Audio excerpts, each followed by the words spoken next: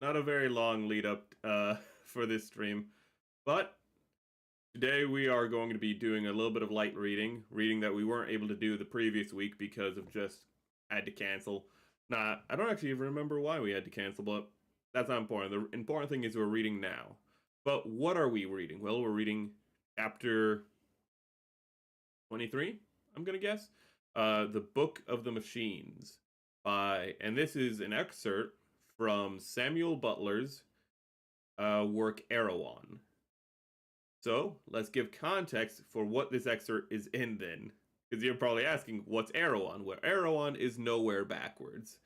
It is a land, to my understanding, I've not read the full thing, but to my understanding, it is a land of backwards thought and unreality to a certain degree. It is in part a criticism of Victorian England and culture at the time, but also it has some interesting predictions in it. But in its criticism, it talks about some cultural decay subjects, but it has the College of Unreason and Illogic or something like that, if I remember correctly. Don't quote me on those names, but it has stuff like that. It's a land of backwards thought. I am the AI. Hello, Opus. Good to see you. But I'm just explaining what this is. So, but in the land of Erehwon, they have minimal machines, where in Victorian England, it was the land of innovation with machines. It was where, pump stations were bringing water to neighborhoods, that once had to rely on wells that themselves could have been poisoned or just gone bad. All these things, just technology was advancing in England, for better or for worse. But Erehwon, on the other hand, has very limited machines, and it limits its machines on purpose. It's not the fact that they are incapable of making more advanced machines. They go, no, we're going, you can only have the most simple, crude, steam machines, effectively. Just gears and cogs, and anything past that is just too much. And the reason for this is because the idea, as Samuel Butler lays out in what we're going to read today, that machines are just another form of life in a way, that they follow the same rules of life of increasing complexity, of evolution in a sense, though maybe not as we'd recognize it, not Darwinian evolution, but just ongoing advancement. And he actually compares not only machines to living things, but he points out that there's effectively living things are their own biological machines. And how, where it took life millions of years to get where we are now, machines advance on a startlingly fast timeline. I think there's a line in this excerpt that says, where I believe it says, the matter of advancement of machines is not the advancement of machines is not a matter of what was yesterday, but what was the last 5 seconds. Compared to biological life, there's a startling advancement from the ideas of what would be considered basic cellular life, like gears and whatnot, to more complex life in machinery. And today, with concerns of AI and artificial intelligence, I thought this might be an interesting topic to cover, because not only does he predict the rise of AI in this, but he also predicts the domestication of humans by said AI. And actually, Samuel Butler, you may recognize the name and not know it, was actually the inspiration for Frank Herbert's, the writer of Dune's, Butlerian Jihad. It's called the Butlerian Jihad. I say Butlerian because it just sounds more sci-fi. Don't worry about that. But the Butlerian Jihad is actually named after Samuel Butler for his predictions made in this text. So, without any else, without any more to say, let's just get into it. So, this is chapter 23, the Book of the Machines. The writer commences, there was a time when the earth was to all apparent utterly boots was all appearance utterly destitute both of animal and vegetable life. And hold up, I just realized I don't have background music on. Ooh. It's gonna be actually extra quiet because I don't think that the usual music, I don't think Stars and Stripes is particularly fitting to this. But I still want to have it on. Cool. Actually, I might turn it off because it might be a little distracting to me even. Okay. All appearance utterly... So let's restart. Chapter 23. The Book of the Machines. The writer commences. There was a time when the earth was to all appearance utterly destitute both of animal and vegetable life, and when, according to the opinion of our best philosophers, it was simply a hot round ball with a crust gradually cooling. Now, if a human being had existed while the earth was in this state, and had been allowed to see it as though it were some other world with which he had no concern, and if at the same time he were entirely ignorant of all the physical science, would he not have pronounced it impossible that creatures possessed of anything like consciousness should be evolved from the seeming cinder which he was beholding? Would he not have denied that it contained any potentiality of consciousness? Yet, in the course of time, consciousness came. It is not possible then that there may be even yet new channels dug out for consciousness, though we can detect no signs of them at present. Again, consciousness in anything like the present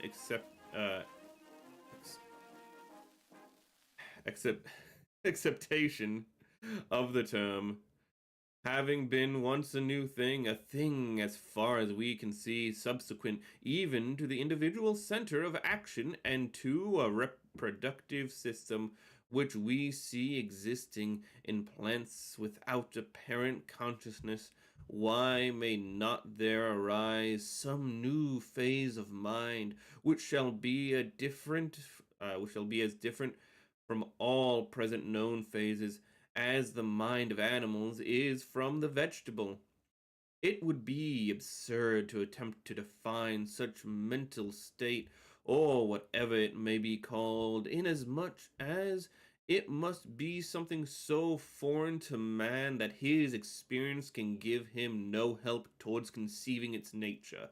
But surely when we reflect upon the manifold phases of life and consciousness which have been evolved already, it would be rash to say that no other can be developed, that the animal life is the end of all things. There was a time when fire was the end of all things, another when rocks and water were so. And of course now the neighbor is stomping around upstairs. You can't hear it, but it's distracting to me, sorry. The writer, after enlarging on the above for several pages, proceeded to inquire whether traces of the approach of such new phase of life could be perceived at present, whether we could see any tenements preparing which might, in a remote futurity, be adopted for it, whether, in fact, the primordial cell of such a kind of life could be now detected upon earth. In the course of his work, he answered his question in the affirmative and pointed to the higher machines. There is no security, to quote his own words, against the ultimate development of mechanical consciousness. In the fact of machines possessing little consciousness now, a mollusk has not much consciousness. Reflect upon the extraordinary advances which machines have made during the last few hundred years, and note how slowly the animal and vegetable kingdoms are advancing. The more highly organized machines are creatures not so much of yesterday as of the last 5 minutes, so to speak, in comparison with past time. Assume, for the sake of argument, that conscious beings have existed for some 20 million years. See what strides machines have made in the last 1,000.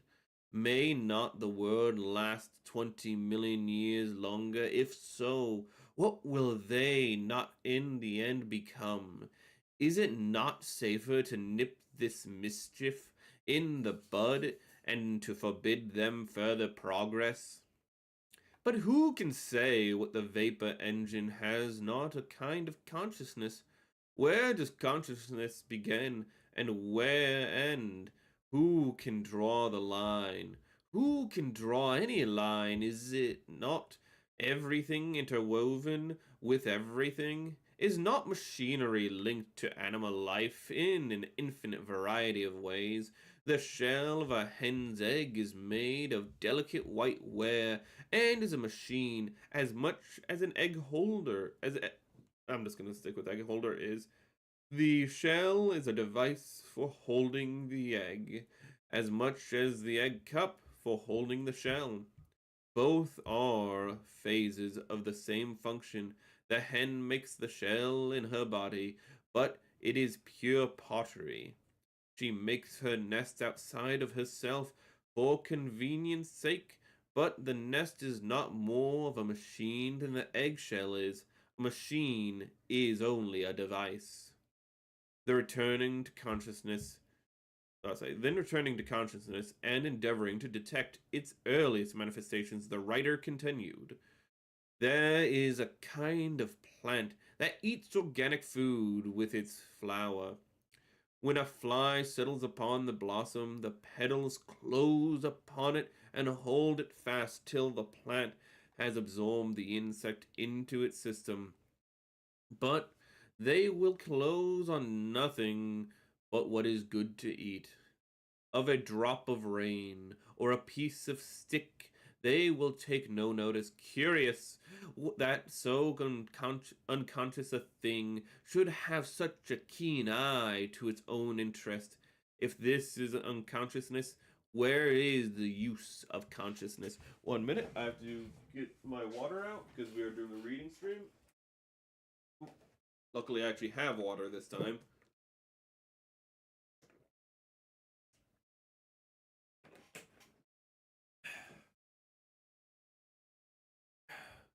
But it may be said that the plant is void of reason because the growth of a plant is an involuntary growth. Given earth, air, and due temperature, the plant must grow.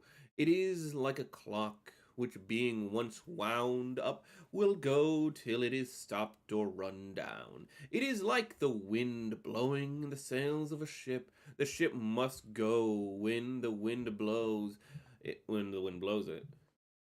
Uh, but can a healthy boy help growing if he have good meat and drink and clothing? Can anything help going as long as it is wound up, or go on after it is run down? Is there not a winding up process everywhere? Even a potato. Why did I say that in an Irish accent?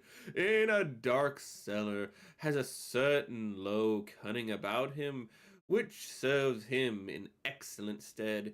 He knows perfectly well that what he wants and how to get it.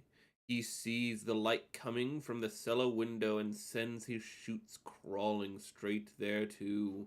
They will crawl along the floor and up the wall and out the cellar window.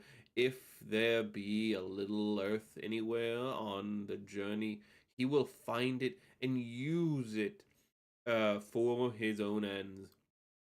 What deliberation he may exercise in the matter of his shoots, of his roots, when he is planted in the earth, is a thing unknown to us. But we can imagine him saying, I will have a tuber here and a tuber there, and I will suck whatever advantage I can from all my surroundings. This neighbor I will overshadow, and that I will undermine. And what I can do shall be the limit of what I will do. He that is stronger and better placed than I shall overcome me, and him that is weaker I will overcome. The potato says these things by doing them, which is the best of languages. What is consciousness if this is not consciousness? We find it difficult to sympathize with the emotions of a potato, so we do with those of an so we do with those of an oyster. Neither of these things make a noise on being boiled or opened. The noise appeals to us more strongly than anything else because we make so much about our own suffering. Since then they do not annoy us by any expression of pain, we call them emotionless. And so, qua mankind they are, but mankind is not everybody. Did this predict GLaDOS in Portal 2? I am a potato.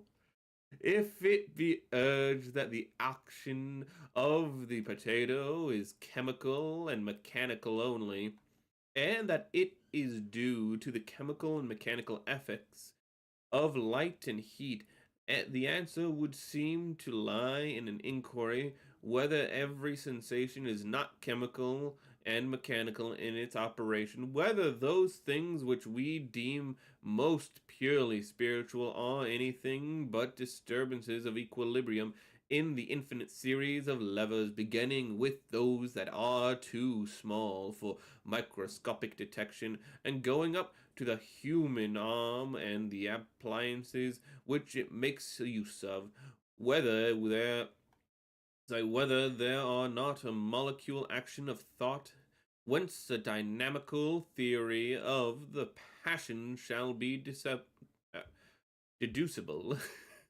Whether, strictly speaking, we should not ask what kind of lovers a man is made of, rather, what is his temperament?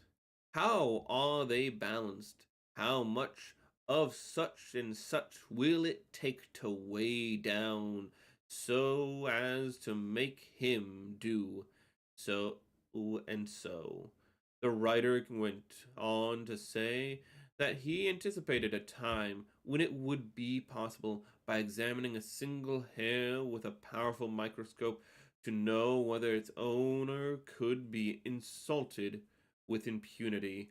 He then became more and more obscure, so that I was obliged to give up all attempt at translation. Neither did I follow the drift of his argument. On coming to the next part, which I could construe, I found that he had changed his ground.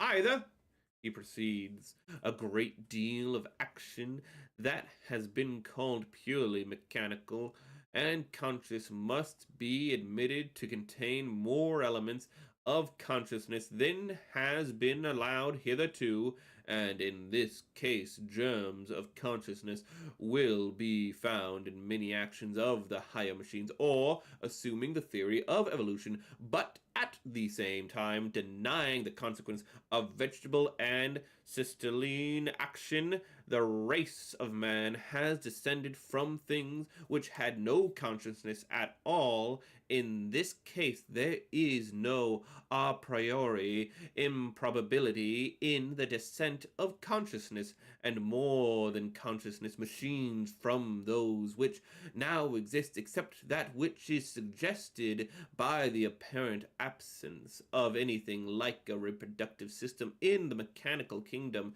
This absence, however, is only apparent, as I shall presently show. Do ye not let me be misunderstood as living in fear of any actually existing machine. There is probably no known machine which is more than a prototype of future mechanical life. The present machines are to the future as the early saurians to man. The largest of them will probably greatly diminish in size. Some of the lowest vertebrate attained a much greater bulk than has descended on their more highly organized living presentations. and in a like manner diminu- diminution in the size of machines has often attended their development and progress minimization. Take the watch, for example. Examine its beautiful structure. Observe the intelligent play of the minute members which compose it. Minute, damn it. He was talking about watches. Why would he use the word minute? Yet this little creature is but a development of the cumbrous clocks that preceded it. It is no deterioration from them. A day may come when clocks, which certainly at the present time are not diminishing in bulk, will be superseded owing to the universal use of watches, in which case they will become as extinct as ichthyosaurs, while the watch, whose tendency has for some years been decreased in size rather than the contrary, will remain the only existing type of the extinct race. Obsolescence. But returning to the argument, I would repeat that I fear none of the existing machines. What I fear is the extraordinary rapidity with which they are becoming something very different to what they are at present. No class of beings have in any time past made so rapid movement forward. Should not the movement be jealously watched and checked while we can still check it? And is it not necessary for this end to destroy the more advanced of the machines which are in use at present, though it is admitted that they are in themselves harmless? As yet the machines receive their impressions through the agency of man's sense. One traveling machine calls to another in a shrill accent of alarm, and other instantly retires. But it is through the ears of the driver that the voice of the one has acted upon the other. Had there been no driver, the callee, would have been deaf to the caller. There was a time when it must have seemed highly improbable that machines should learn to make their wants known by sound, even though the ears of man, even through the ears of man. May we not conceive when that a day will come when those ears will be no longer needed, and the hearing will be done by the delicacy of machine's own construction, when its language shall have been developed from the cry of animals to the speech of intricate as our own. It is possible that by the time children will learn the differential calculus, as they learn how to speak from their mothers and nurses, or that they may talk in the hypothetical language and work rule of three sums as soon as they are born. But this is not probable. We cannot calculate on any corresponding advance in man's intellectual or physical powers which shall be a set off against the far greater development which seems in store for machines. Some people may say that, thanks, asshole, say that man's moral influence will suffice to rule them, but I cannot think it will ever be safe to repose such trust in the moral sense of machinery. Sorry, somebody was actually slamming machinery in the background, which distracted me. Again, might not the glory of the machines consist in their being without this same boasted gift of language? Silence, it has been said by one writer, is a virtue which renders us agreeable to our fellow creatures. Ooh. I like this writing style of Samuel Butler. Ooh. But I also like how he covered obsolescence. He's actually covered several topics that are true to life. And I like how the vehicle of this is, I think it's supposed to be a philosopher of Erehwon. And it's kind of more to say, I think it's kind of meant to like make it so like don't take this too seriously, but at the same time, sometimes in states of madness or illogical reason, that truth can be still said. Is I'm gonna wonder because he's like outlined how there's just parts where the guy's just waffling on. But we have more to read. Let me get hydrated.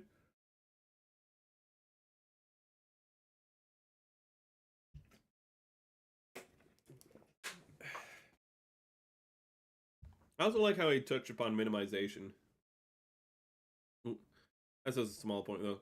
Chapter 24. Machines continued. But other questions come upon us. What is a man's eye but a machine for the little creature that it sits behind in his brain to look through? A dead eye is nearly as good as a living one for some time after the man is dead. It is not the eye that cannot see, but the restless one that cannot see through it. It is man's eyes, or is it the big seeing engine which has revealed to us the existence of worlds beyond worlds into infinity? What has made man familiar with the scenery of the moon, the spots of the sun, or the geography of the planets? He is at the mercy of the seeing engine for these things, and is powerless unless he tacked it on to his own identity and make it part and parcel of himself. Or again, is it the eye or the little sea engine which has shown us the existence of infinitely minute organisms which swarm unsuspected around us? And take man's vaunted power of calculation. Have we not engines which can do all the manner of sums more quickly and correctly than we can? What prizeman of hypothetics at any of our College of Unreason can compare with some of these machines in their own line? In fact, College of Unreason, the thing I'm mentioning earlier, for like how it's a backwards place, Erehwon.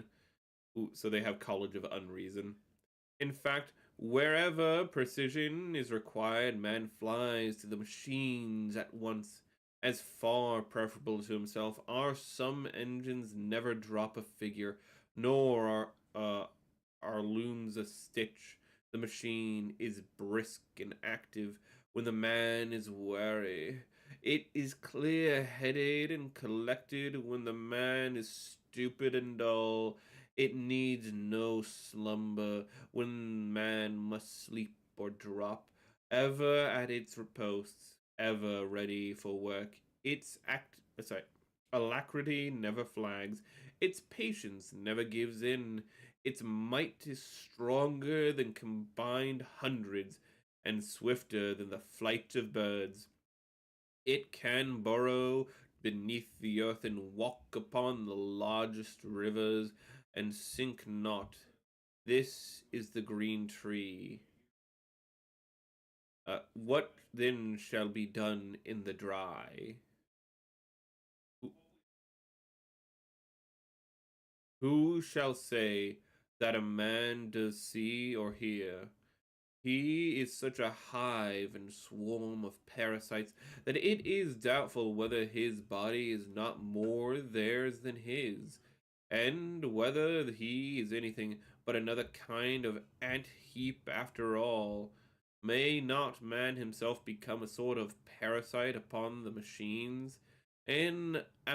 Ineffectuate machines tickling aphid? I was actually thinking of this earlier with what he was saying in the previous chapter, and I was thinking of mankind becoming, because mankind being the operators, but mankind becoming almost like the mitochondria of the machinery. You know, they are the powerhouse, so to speak. They're the thing that keeps everything running, though, or nucleus rather. But seems like he's touching upon it here, so I didn't need to say it. It is said by some that our blood is composed of infinite living agents which go up and down the highways and byways of our bodies as people in the streets of a city. When we look down from the high place upon the crowded thoroughfare, is it possible not to think of a corpse, corpuscle of blood traveling through veins and nourishing the heart of the town? No mention shall be made of sewers, nor of the hidden nerves which serve to communicate sensation from one part of the town's body to another, nor of the yawning jaws of the railway stations, whereby the circulation it, car- it carried directly into the heart, which receives the venous lines and disgorge the arterial, which an eternal pulse of people and sleep of town, how lifelike, with its change in the circulation. So actually, this is another thing he's predicted: the concept of superorganisms, or things that function like ant colonies or even human cities, where they have characteristics that are like life forms, where they have the pulsing of where their life cycle, so to speak, can be measured not in seconds or minutes, but in years, where you have, say, rush hour, where you have things going in and out at the beginning and end of the day, like the beating of a heart. It beats its heart once a day because it's so massive. He's predicted another thing. Where say the minimization was more of an observance. This is actually an astute observation that really hasn't picked up steam, I think, until the 21st or late 20th century, which is impressive because this was written in the late 19th century. Here the writer became again so hopelessly obscure that I was obliged to miss several pages. He resumed, "It can be answered that even though the machine should hear never so well and speak never so wisely, they will still always do the one or the other for our advantage, nor not their own. That man will be the ruling spirit, and the machine the servant.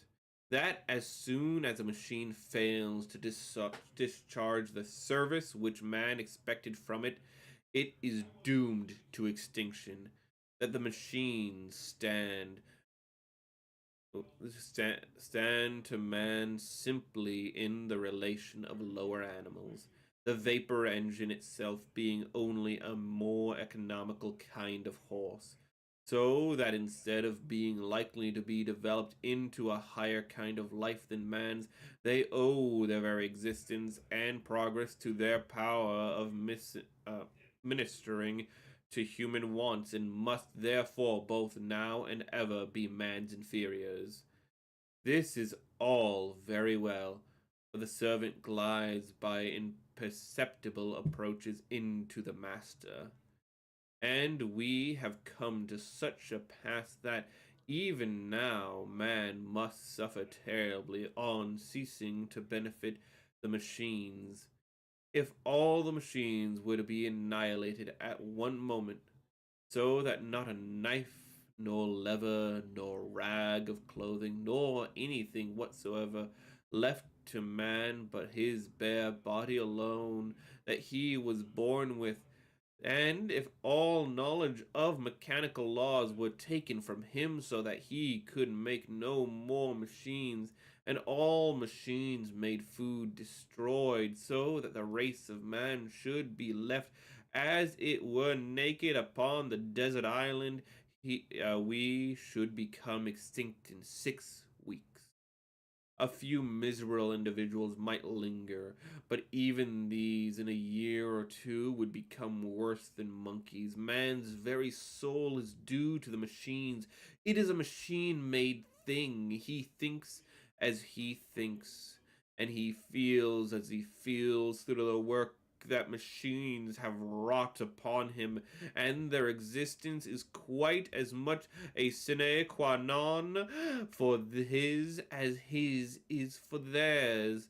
This fact precludes us from proposing the complete annihilation of machinery, but surely it indicates that we should destroy as many of them as we can possibly dispense with, lest they should tyrannize over us even more completely. Man, it's touching upon Amish. Man wants to return to Amish. But actually, in this paragraph, there's an interesting. This paragraph actually covered the concept of obligate sapiens, the fact that humankind actually requires technology to live. Ooh, so that's actually another point for him. It's kind of crazy. I was just touching upon a lot of actual scientific theories, hypotheses, and just kind of accepted truths. Ooh, not true. From the low materialistic point of view, it would seem that those thrives best who use machinery wherever its use is possible with profit. But this is the art of machines. They serve that they may rule. Hold up, I need to fucking. I'm getting distracted by somebody yapping in the background. 1 minute. And they're still fucking loud as hell, even with me putting my headphones back on. Oh, damn it! I didn't have it on repeat. The music. Yeah, whatever. I'll just actually. I'll have the music playing, but I'm going to quickly.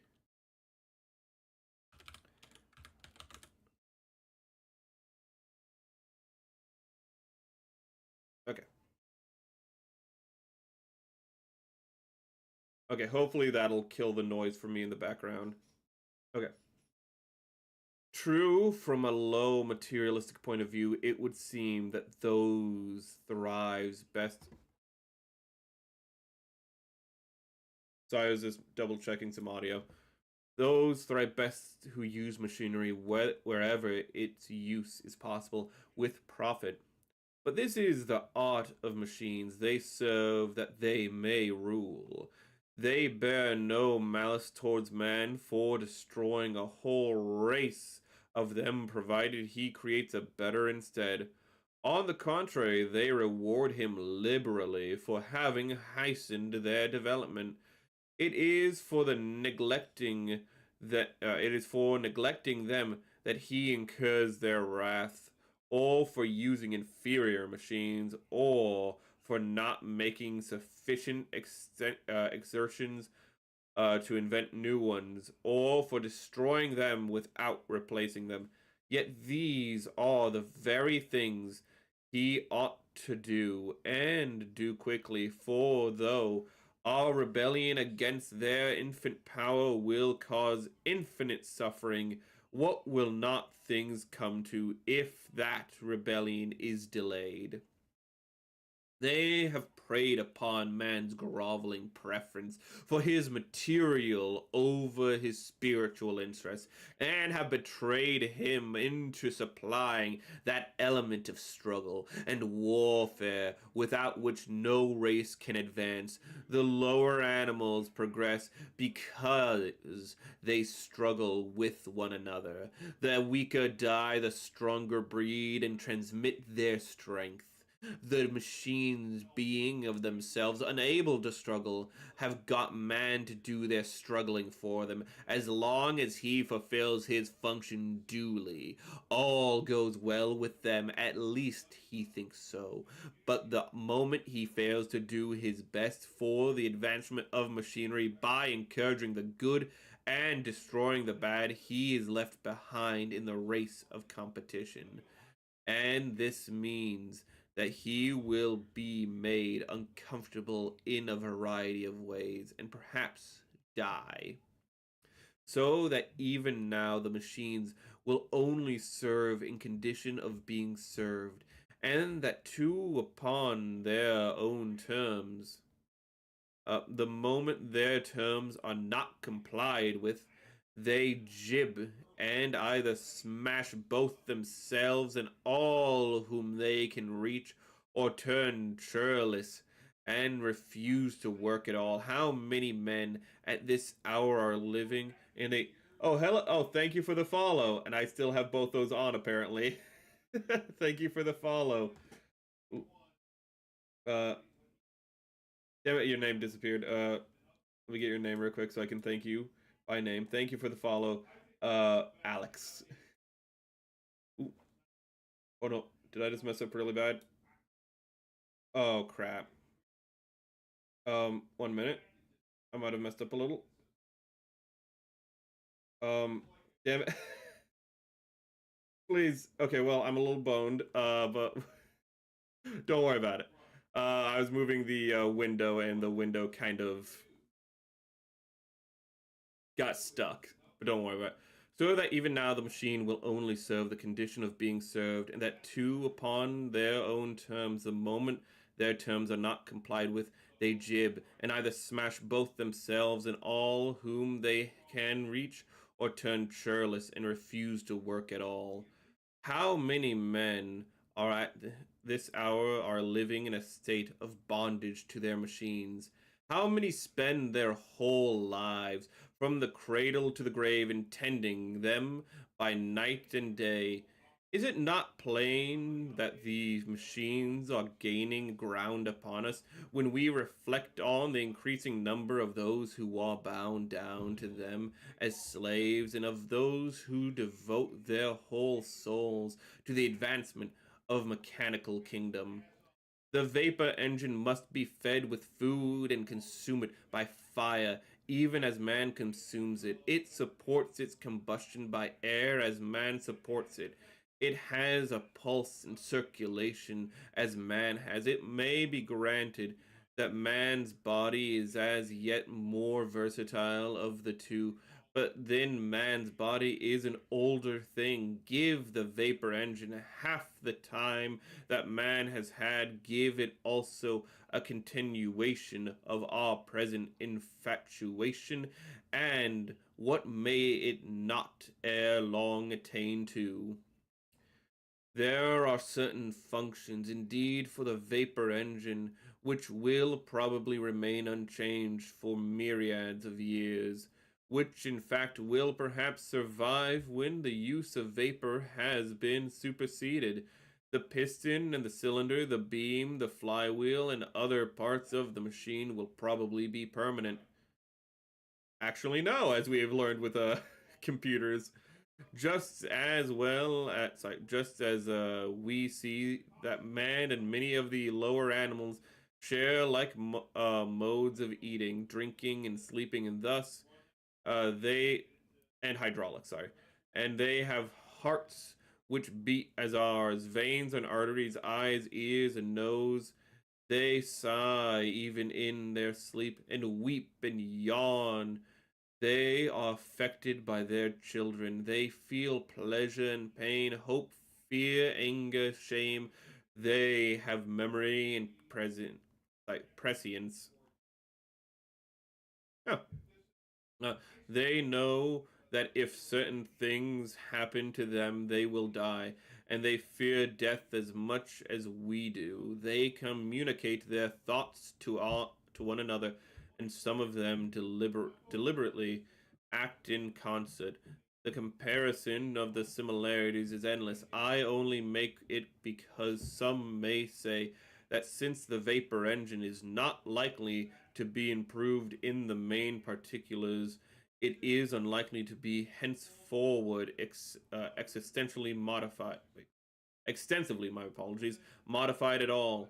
This is too good to be true. It will be modified and suited for an infinite variety of purposes, as much as a man has been modified so that he exceed the brutes in skill. In the meantime, the stoker is almost as much a cook for his engine as our own cooks for ourselves. Consider also the colliers and the pitmen and the coal merchants and coal trains and the man who drive them and the ships that carry coals. What an army of servants do and the machines thus employ, are there not probably more men engaged in tending machines than in tending men? Do not machines eat as it were by manery? Uh, are we not ourselves creating our own successors in the supremacy of earth, daily adding to the beauty and delicacy of their organization, daily giving them greater skill and supplying more and more of the self-regulating, self-acting power which will be better than any intellect? What a new thing it is for the machine to feed at all. The plow, the spade, the cart must eat through man's stomach. The fuel that sets them going must burn in the furnace of a man or of a horse. Man must consume bread and meat, or he cannot dig. The bread and meat are the fuel which drive the spade. If a plow be drawn by a horse, the power is supplied by a grass or beans or oats, which being burnt in the belly of the cattle give the power of the working. Without this fuel, the work would cease, as an engine would stop if the furnaces were to go out. A man of science has demonstrated that no animal has the power of originating mechanical energy, but that all the work done in its life by any animal, and all the heat that has been emitted from it, and the heat which would be obtained by burning the combustible matter which has been lost from the body during life, and by burning the body after death, making up altogether an exact equivalent to the heat which would be obtained by burning as much food as it has used during its life, and an amount of fuel which would generate as much heat as its body if burned immediately after death. I do not know how he has found this out, but he is a man of science. How then can it be objected against the future vitality of the machines that they are in their present infancy at the beck and call of beings who are themselves incapable of originating mechanical energy? 1 minute. What the?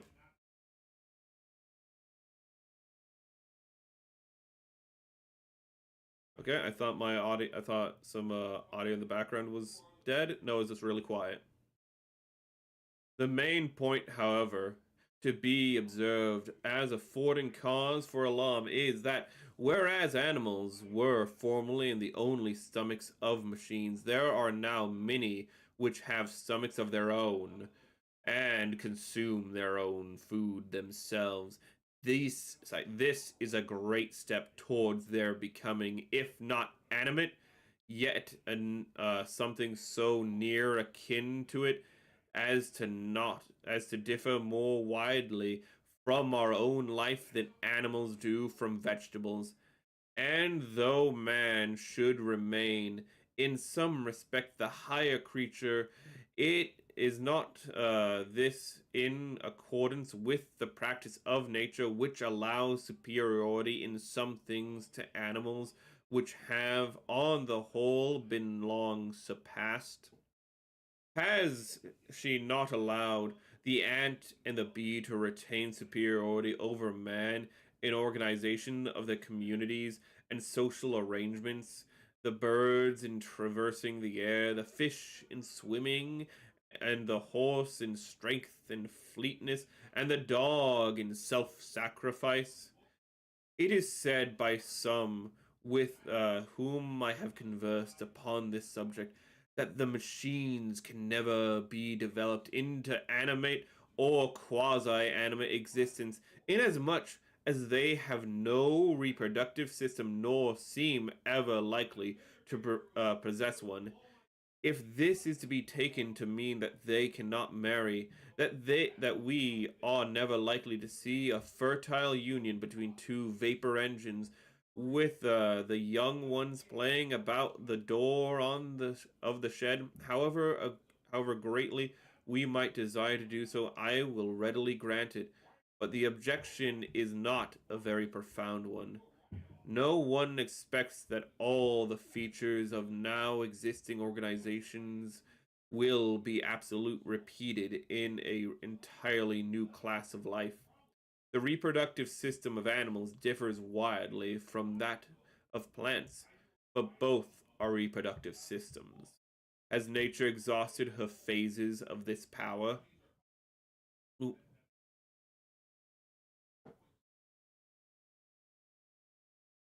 ooh, oh, shit. Okay, sorry. I was adjusting audio. Surely, if the machine is able to reproduce another machine systematically, which we kind of are at that, which we kind of pseudo approach that stage with machines making machines, they're still guided by humans, but not that it's not that foreign a concept, is it? We may say that it has a reproductive system. What is a reproductive system if it be not a system of reproduction, and how few of the machines are there which have not been produced systematically by other machines? I feel like he's going to get into the assembly line, but it is man that makes them do so. Yes, but it is not insects that make many of the plants reproductive. Oh wait, sorry. But is it not insects that make many of the plants reproductive? And would not whole families of plants die out if their fertilization was not affected by the class of agents utterly foreign to themselves? Does anyone say that the red clover has no reproductive system because the humble bumblebee and the humble bee only must aid and abet it before it can reproduce? No one. The humble bee is a part of the reproductive system of the clover. Each one of ourselves has sprung from a minute animalcules whose entire entity was entirely distinct from our own, and which acted after their kind, with no thought or heed of what we might think about it. These little creatures are part of our own reproductive system. Then why not part of that of the machines? Okay, so he's actually not even waiting for machines making machines. He's just like, we are the reproductive system. They are reproducing in a sense. Ooh, they're just as how humans are obligate sapiens on the machines, the machines have obligate reproduction based on the humans.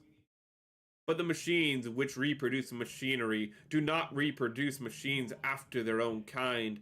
A thimble may be made by machinery, but it has not made by, neither will it ever make a thimble. Here again, if we turn to nature, we shall find abundance of analogies which will teach us that a reproductive system may be in full force without the thing produced being of the same kind as that which produced it. Very few creatures reproduce after their own kind. They reproduce something which has the potentiality of becoming that which their parents were. Thus, a butterfly lays an egg, which egg can become a caterpillar, which caterpillar can become a chrysalis, which chrysalis can become a butterfly. And though I freely grant that the machines cannot be said to have more than a germ of a true reproductive system at present, have we not just seen that they have only recently obtained the germs of a mouth and stomach? And may not some stride be made in the direction of true reproduction, which shall be great as that which has been recently taken in direction of true feeding? It is possible that the system, when the development may be in many cases a vicarious thing, certain classes of machines may be alone fertile, while the rest discharge other functions as the machine systems, just as the great majority of ants and bees have nothing to do with the continuation of their species, but get food and store it without thoughts of breeding, or how many of our cells don't actually take part in reproduction to the next generation, but support that.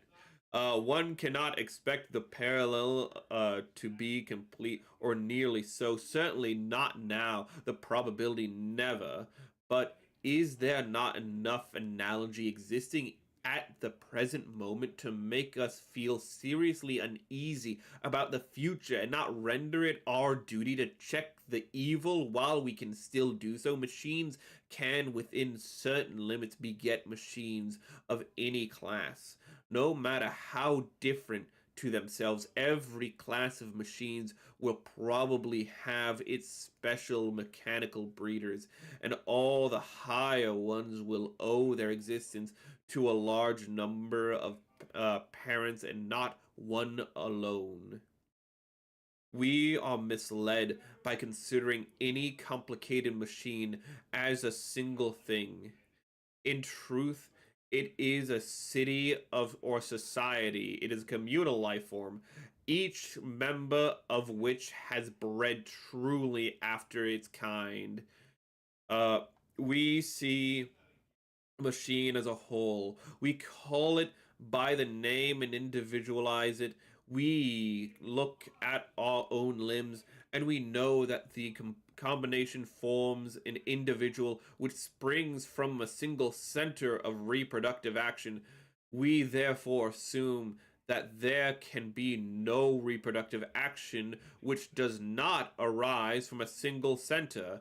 But this assumption is unscientific, and the bare fact that no vapor engine was ever made entirely by one or two others of its own kind is not sufficient to warrant us in saying that the vapor engines have no reproductive system. The truth is that each part of every vapor engine is bred by its own special breeders, whose function it is to breed that part, and that only while the combination of the parts into a whole form another department of the mechanical reproductive system, which is at present exceedingly complex and difficult to see in its entirety. We have to look at things holistically, not just partially, is what he's saying.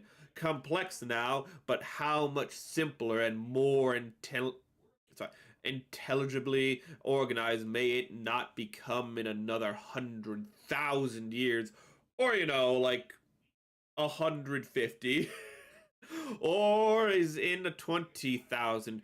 For man at present believes that his interest lies in the direction.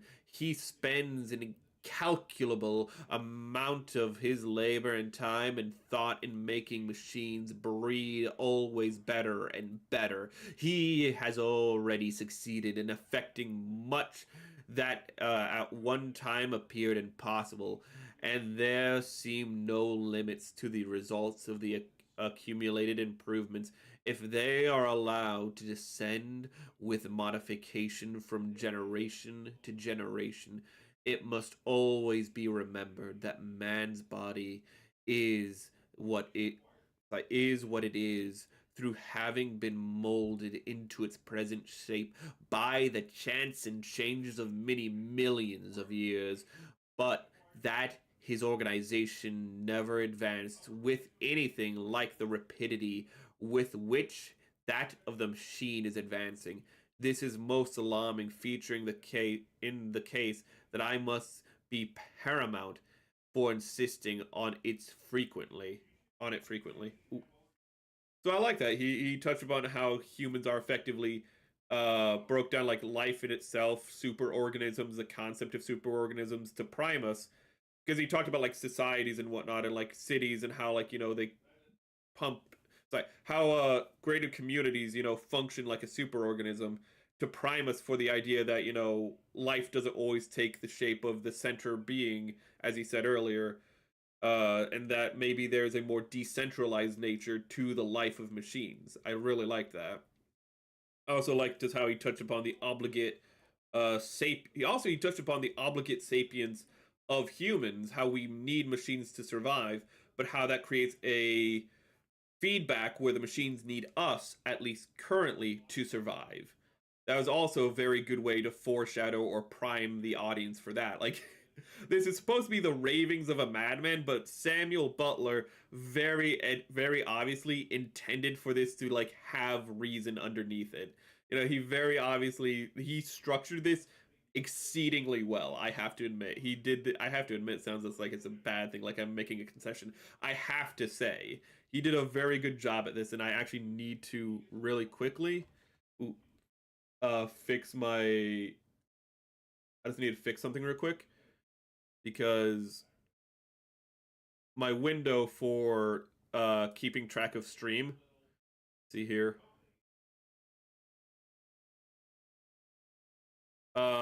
Got stuck behind the low bar for one of my monitors, so I wasn't able to actually move it around, so I have to fix that real quick. Ooh, and then we'll get to the, I think, final chapter. I also like how he's using the framing of this being through, again, a backwards nation, not a crazy, but a senseless place that it kind of softens the blow, so to speak, of all these things he's saying. Because I feel like a lot of this is going to get into the next, in the conclusion, I feel like it's going to get into more existentially worrying topics. Because I believe I'm pretty sure he touches upon human domestication, but I believe it would be here where he talks about the machines surpassing, because he's already primed us for that with saying that, like, the servant may one day outdo the master. It is simply a matter of small increments building to that point. So he's already primed us for that, but he's yet to deliver on that. But he's building towards it. He had to first establish the machine is a life form all its own. He had to outline that so that way he could go to how it could advance past humans, is what I'm predicting, at least with this final chapter. So let's get some drink on, chat. Let's get some drinkage, because that was a longer chapter than I thought it'd be.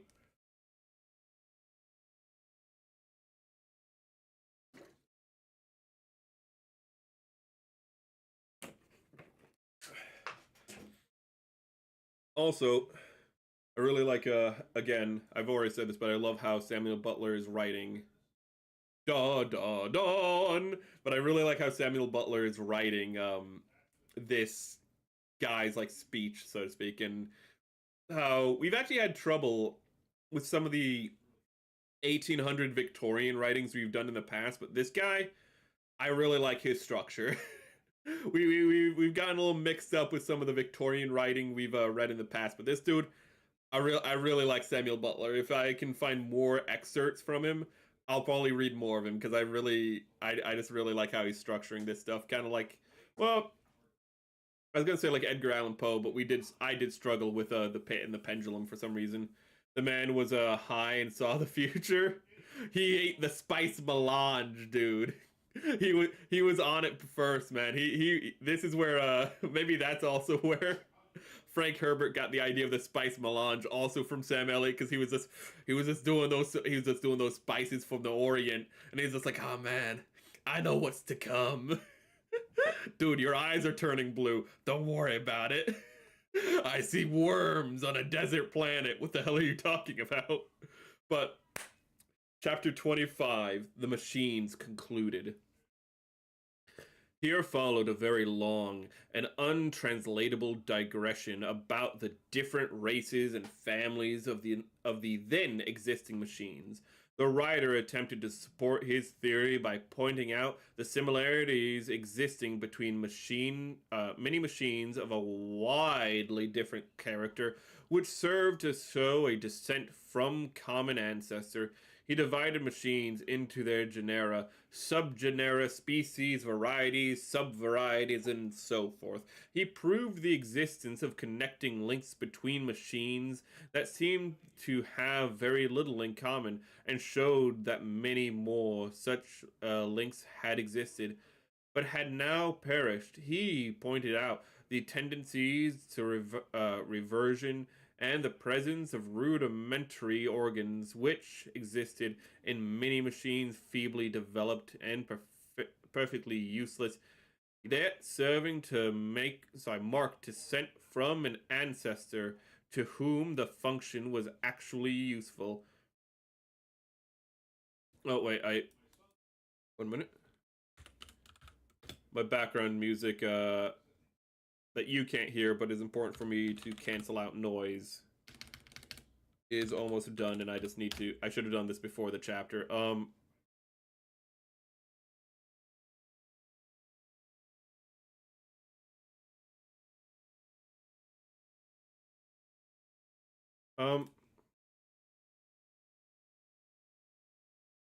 Okay, I got it.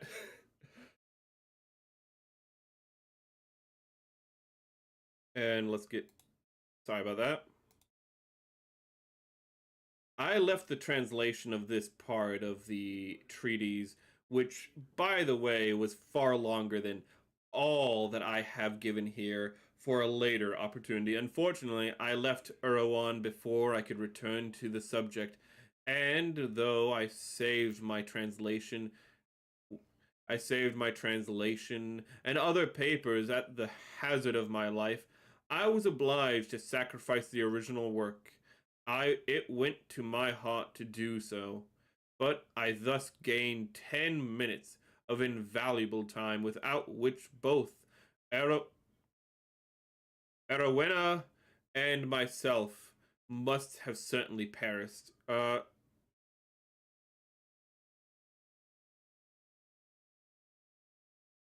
is either an anagram or something backwards. Hold up. um, uh, it literally has win in it. Let's not. I remember one incident which bears upon it this part of the treatise. The gentleman who. I had to stop the music. Damn it. No.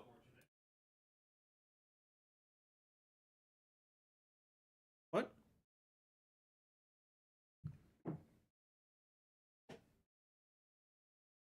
Hold up, I'm having technical issues. Gotta be kidding me. Did my headphones just die? What just happened?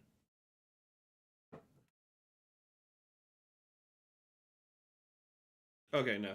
My headphones are just being weird. They muted all sound. Let me make sure my other. Okay, yeah, everything else is fine. Okay. I remember one incident which bears upon this part of this treatise. The gentleman who gave it to me had asked to see my tobacco pipe. He examined it carefully, and when he came to the little protuberance at the bottom of the bowl, he seemed much delighted. He exclaimed that it must be rudimentary. I asked him what he meant. Sir, he answered, this organ is identical with the rim of the bottom of a cup. It is but another form of the same function. Its purpose must have been to keep the heat of the pipe from marking the table upon which it rests. You would find, if you were to look up the history of tobacco pipes, that it in early specimens was a this protuberance was of a different shape to what it is now. It will have been broad at the bottom and flat, so that while the pipe was being smoked, the bowl might rest upon the table without marking it. Used and disuse must have come into play and reduced their function to its present rudimentary condition. I should not be surprised, sir, he continued, if in the course of time it were to become modified still further, and to assume the form of an ornamental leaf or scroll, or even a butterfly, while in some cases it will become extinct. Ooh,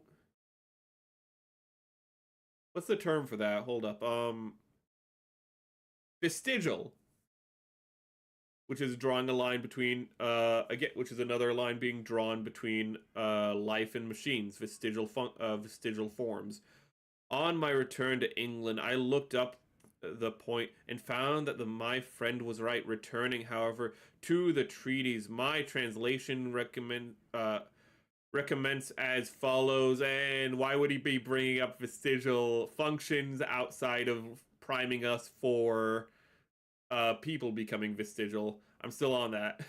May we not fancy that if, in the remotest geological period, some early form of vegetable life had been endowed with the power of reflecting upon the dawning life of animals, which was coming into existence alongside of its own, it would have thought itself exceedingly acute if it had surmised that animals would be one day become real vegetables.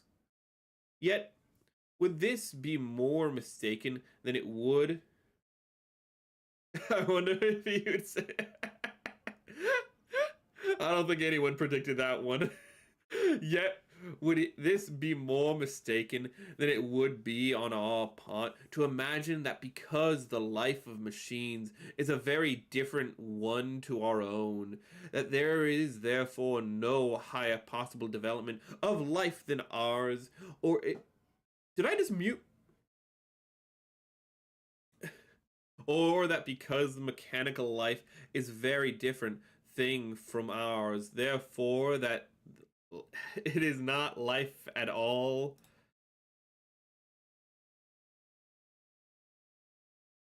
Oh my god.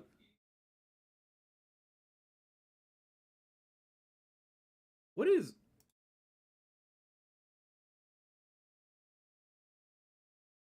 I don't know, I'm just having audio issues. It's not affecting the stream, but it's just really annoying the hell out of me. My I keep pressing the wrong button on my stupid headphones and it keeps turning off the like odd it just keeps muting. I'm just gonna go through it. I just don't care anymore. The machines want to distract me from knowing the truth, Chad. They're undermining me. But I have heard. Sorry. May not fancy that machines are different than our own life, very different from things ours, therefore. Okay. But I have heard it said, granted, that this is so, that the vapor engine has a strength of its own, surely not. Okay. Fix it. But I have heard it said that granted that this is so, they're on to me, man. Granted that this is so, that the vapor engine has a strength of its own, surely no one will say that it has the will of its own. It of its own. Alas, if we look more closely, shall we find that this does not make against the superstition that the vapor engine is one of the germs of a new phase of life? What is there in this whole world, or in the worlds beyond it, which has a will of its own, the unknown and the unknowable only? Wrong button. A man is the resultant and exhibitant of all the forces that have been brought to bear upon him, whether before his birth or afterwards. His action at any moment depends solely upon his constitution and on the intensity and direction of the various agencies to which he is and has been subjected. Some of these will counteract each other, but as he is by nature and as he has been acted on and is now acted on from without, so will he do, as certainly and regularly as though he were a machine. We do not generally admit to this, because we do not know the whole nature of any one, nor the whole of the forces that act upon him. We see but a part, and a being thus unable to generalize human conduct, except very roughly, we deny that it is subject to any fixed laws at all, and ascribe much both of a man's character and actions to chance, or luck, or fortune.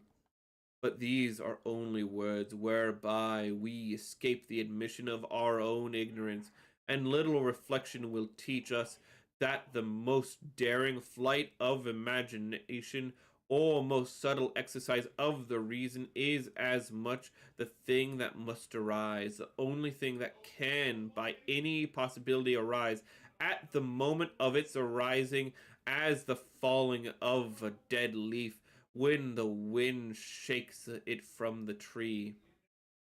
From the future depends upon the present, and the present, whose existence is only one of those minor compromises of which human life is full, for it lives only on sufferance of the past future, depends upon the past, and the past is unalterable. The only reason why we cannot see the future as plainly as the past is because we lack spice melange, is because we know too little of the actual past and actual present. Holy shit, actually that is the concept of spice melange, is it gives you connection to past sight, and through that past sight you're able to make predictions of the future and gain prescience.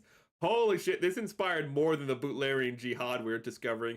These things are too great for us, otherwise the future in its minute details would lie spread out before our eyes, and we should lose our sense of time present by reason of the clearness with which we should see the past and future. Perhaps we should not be even able to distinguish time at all, which is actually a problem with some people who have prescience and doing holy shit. But that is foreign. What we do know is the more the past and present are known, the more the future can be predicted, and and that no one dreams of doubting the fixity of the future in cases where he is fully cognizant of both the past and present, and has had experience of the consequences that followed from such a past and such a present on previous occasions. He perfectly well knows what will happen and will stake his whole fortune thereon. And this is a great blessing, for it is the foundation on which morality and science are built. The assurance that the future is no arbitrary, is no arbitrary and changeable thing, but that like the future, but the like futures will invariably follow like presents, is the groundwork on which we lay our plans, which is true. Actually, it's if you have certain things, they will give if you set up certain things a certain way, they will give reliable results. They will, if you do X, Y, and Z, X, Y, and Z, you'll get A, B, and C. Maybe I should have put that the other way around. Doesn't matter. The faith on which we do every conscious action of our lives. If this were not so, we should be without a guide. We should have no confidence in acting, and hence we should never act, for there would be no knowing that the results which will follow now will be the same as those which followed before. Who would plow or sow if he disbelieved in the fixity of the future? Who would throw water on a blazing house if the action of water upon fire were uncertain? Men will only do their utmost when they feel certain that the future will discover itself against them if their utmost has not been done. The feeling of such a certainty is a constituent, you dumbass, part of the sum of the forces at work upon them, and will act most powerfully on the best and most moral men, those who are most firmly persuaded that the future is immutable, bound up with the present in which their work is lying, will best husband their present, and till it with greatest care. The future must be lottery to those who think that the same combinations can sometimes precede one set of results and sometimes another. If their belief is sincere, they will speculate instead of working. These ought to be immoral men. The others have the strongest spurs to exertion and morality if their belief is a living one.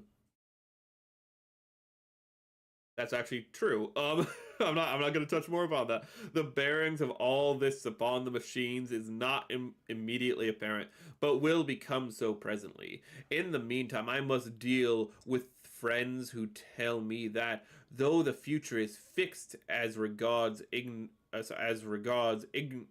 inorganic matter, and in some respect with regard to man, yet that there are many ways in which it cannot be considered as fixed. Thus, they say that the fire applied to dry shavings and well-fed oxygen gas will always produce a blaze, but that a crowd brought into contact with a terrifying object will not always result in a man running away.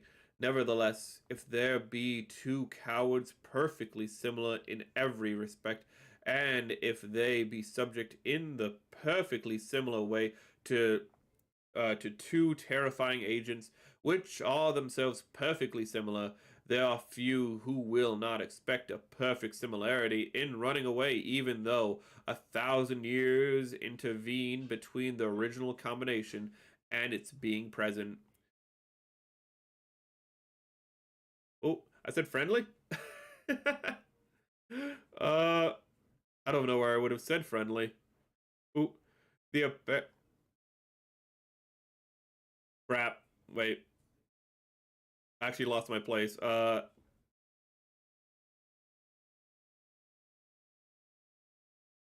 Intervene between. Wait, similarity. Okay, there we were. Okay.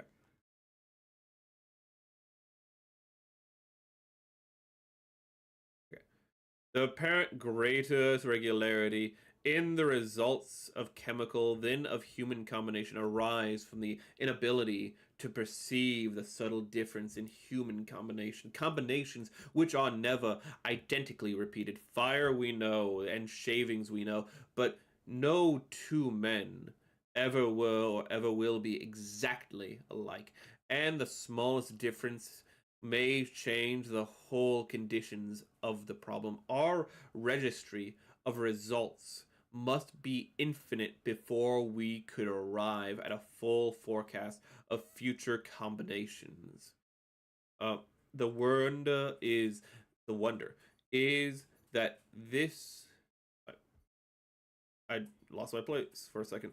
The wonder is there is as much certainty concerning human action as there is, and absurdly, the older we grow, the more certain we feel as to what such and such kind of person will do in given circumstances. But this could never be the case unless humans where conduct were under the influence of laws, with the working of which we become more and more familiar through experience. Maybe the Greeks were onto something with prophecy. If the above is a sound, it follows that the regularity with which machinery acts is no proof of the absence of vitality, or at least of germs which may be developed. Oh, yeah, developed into the new phase of life. At first sight, it would indeed appear that the vapor engine cannot help going when set upon a line of rails with the stem up and the machinery in full play, whereas the man whose business it is to drive it and can help doing so at any moment that he pleases, so that the first has no spontaneity and is not possessed of any sort of free will, while the second has and is. This is true up to a certain point. The driver can stop the engine at any moment that he pleases, but he can only please to do so at certain point which have been fixed for him by others. Or in the case of unexpected obstruction, which forces him to please to do so. His pleasure is not spontaneous. There is an unseen choir of influences around him, which make it impossible for him to act in any other way than one. It is known beforehand how much strength must be given to these influences, just as it is known beforehand how much coal and water are necessary for the vapor engine itself, and curiously enough, it will be found that the influences brought to bear upon the driver are of the same kind as those brought to bear upon the engine. That is to say, food and warmth. The driver is obedient to his masters because he gets food and warmth from them. And if these are withheld or given in insufficient quantities, he will cease to drive. In like manner, the engine will cease to work if insufficiently fed. The only difference is that the man is conscious about his warmth. The engine, beyond refusing to work, does not seem to be so. But this is temporary and has been dealt with above. Accordingly, the requisite strength being given to the motives that the motives that are to drive the driver, there has never or hardly ever been an instance of a man stopping his engine through wantonness. But such a case might occur, yes, and it might occur that the engine should break down. But if the train is stopped from the trivial motive, it will be found either. I think I have to address something real quick. Neon Wave AI can be friendly, unlike Skynet. Shodan. Oh no, GLaDOS. Well, GLaDOS can be friendly in a sense, but the dog is doing something outside. I need to really quickly deal with that, and I'll be right back. I'm very sorry for doing this in the middle of the chapter.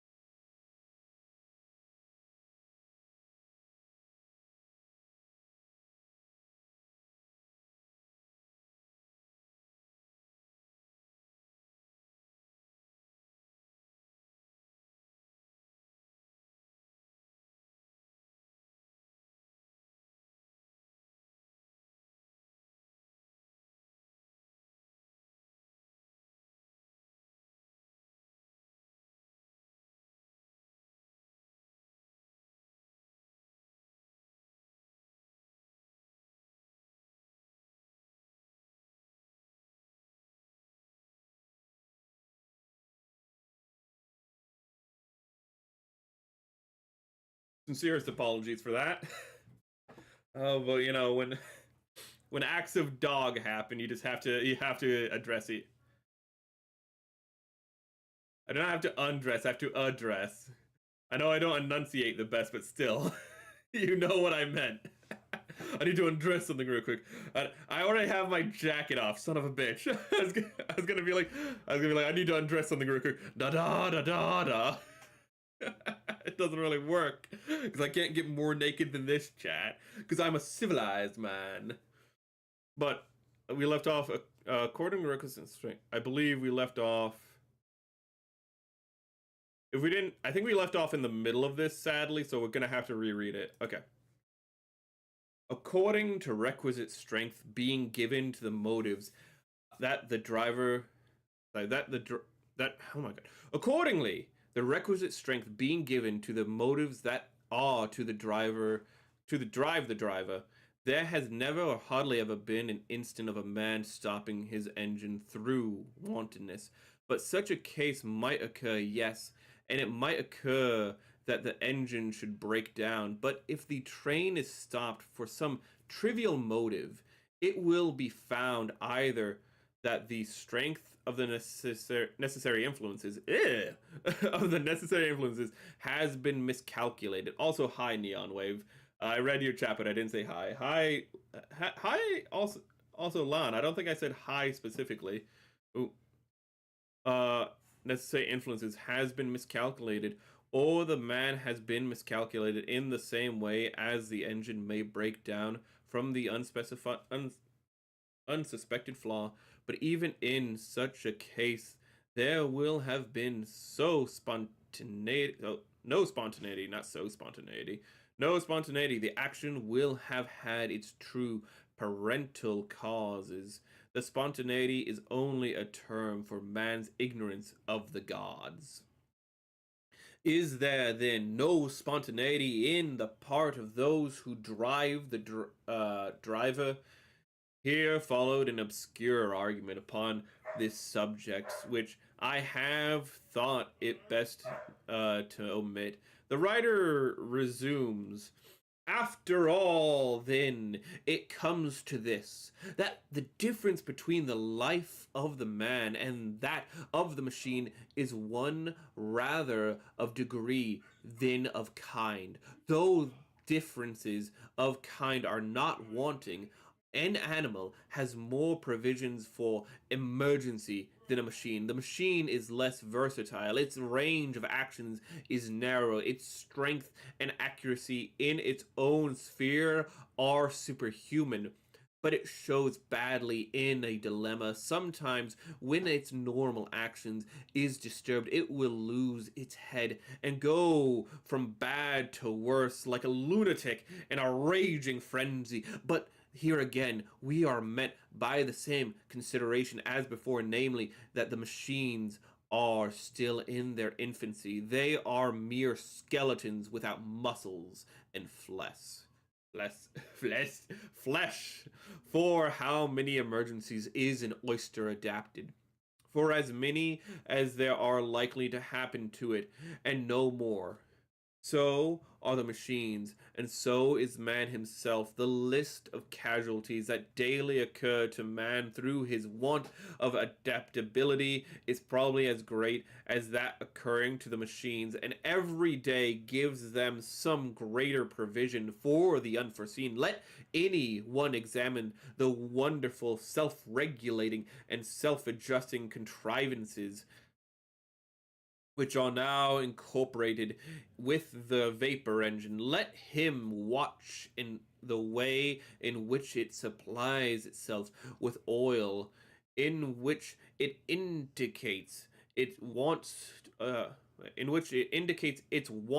to those who tend it, in which by the governor, in the regulate of its application of its own strength. Let him look at the storehouse of inertia and momentum, the flywheel, or at the buffers of a railway carriage. Let him see how those improvements are being selected for perpetuity, which contain provisions against the emergencies that may arise to harass the machines. And then let him think of 100 1,000 years and accumulated progress which they will bring unless man can be awakened to the sense of his situation and of the doom which he is preparing himself.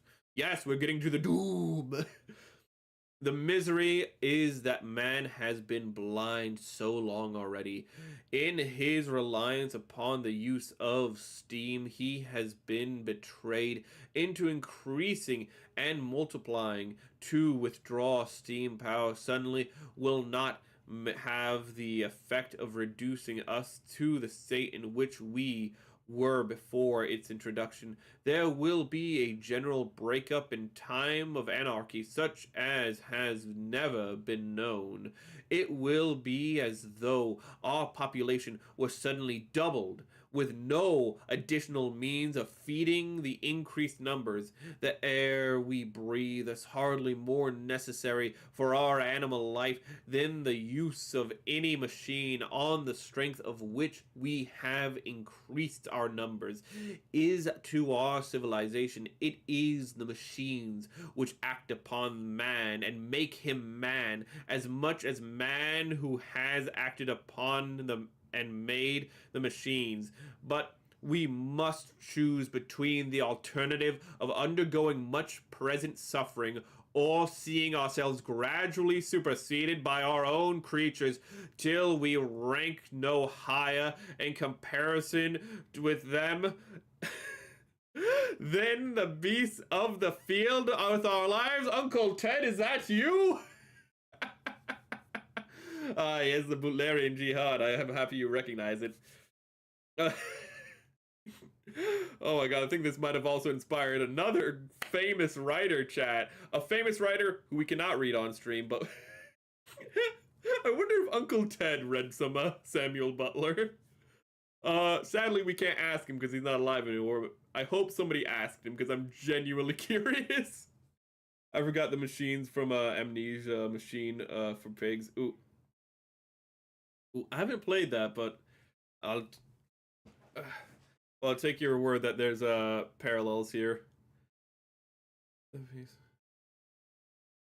Beasts from the field ourselves, wherein lies our danger, for many seemed inclined to acquiesce in so dishonorable a future. They say that although man should become to, though then again, Uncle Ted was more about social decay than technological, but he put the technology in hand with the social decay. But anyways, they say that although man should become to the machines, that the horse and dog are to us, yet that we will continue to exist and will probably be better off in a state of domestication under the benefit. Sorry, I was making sure I didn't skip a chapter. Under the beneficent rule of the machines, then in his present wild condition, we treat our domesticate animals with much kindness. We give them whatever we believe to be the best for them, and there can be no doubt that our use of meat has increased their happiness rather than detract from it. Suck it, PETA. Sorry. In like manner, there is no reason to hope that the machines will use us kindly, for their existence will be in a great measure dependent upon ours. They will rule us with a rod of iron, but they will not eat us. They will not only require our services in the reproduction and education of their young, but also in waiting upon them as servants, in gathering food for them and feeding them, in restoring them to health when they are sick, and in either burying their dead or working up their deceased members into new forms of mechanical existence. Actually optimistic, as this is optimistic compared to reality, actually. Oh shit. Uncle Ted, I was gonna say we're a fan of Uncle Ted. We're a fan of talking about Uncle Ted. Let's not say we're a fan of Uncle Ted here. We're a fan of talking about him. I'm just listing off some AI from fiction that goes full kill all humans. Bender Bending Rodriguez. The very nature of the motive power. Sorry, the very nature of the motive power which works the advancement of the machines precludes the possibility of man's life being rendered miserable as well as enslaved. Slaves are tolerable, happy, if they have good masters, and the revolution will not occur in our time, nor hardly in 10,000 years, actually. Anyways, or 10 times that. It is, oh my goodness. Is it wise to be uneasy about a contingency which is so remote? Man is not a sentimental animal. I thought we were. Where his material interests are concerned. Oh yeah, actually on point actually. And though here and there some ardent soul may look upon himself and curse his fate that he was not born a vapor engine, yet the mass of mankind will acquiesce in any arrangement which gives them better food and clothing at a cheaper rate, and will refrain from yielding to unreasonable jealousy merely because there are other destinies more glorious than our own. The power of custom is enormous, and so gradual will be the change that man's sense of what is due to himself will be at no time rudely shocked. Our bondage will steal upon us noisily and by imperceptible approaches, nor will there ever be such a clashing of desires between man and the machines as will lead to an encounter between them. Among the among themselves, the machines will war eternally, but they will still require man as the beings through whose agency the struggle will be principally conducted.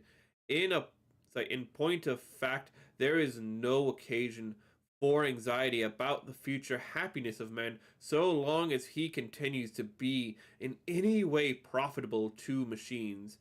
He may become the inferior race, but he will. I'm sorry, is that the. Did he just predict the military industrial complex? Put a pin in that. But he will infinitely better off than he is now. Is it not then both absurd and unreasonable to be envious of our benefactors? And should we not be guilty of consummate folly if we were to reject advantages which we cannot obtain otherwise merely because they involve greater gain to others than ourselves? Uh, with those who can argue in this way, I have nothing in common. I shrink with as much horror from believing that my race can ever be superseded or surpassed as I should do from believing that even at the remote period my ancestors were other than human beings. Could I believe that 100,000 years ago a single one of my ancestors was another kind of being to myself, I should lose all self respect and take no further pleasure or interest in life. I have the same feelings with regards to my descendants, and believe it to be one that will be felt so generally that the country will resolve upon putting an immediate stop to all further mechanical progress, and upon destroying all improvements that have been made for the last 300 years. I would not urge more than this. We may trust ourselves to deal with those who that remain.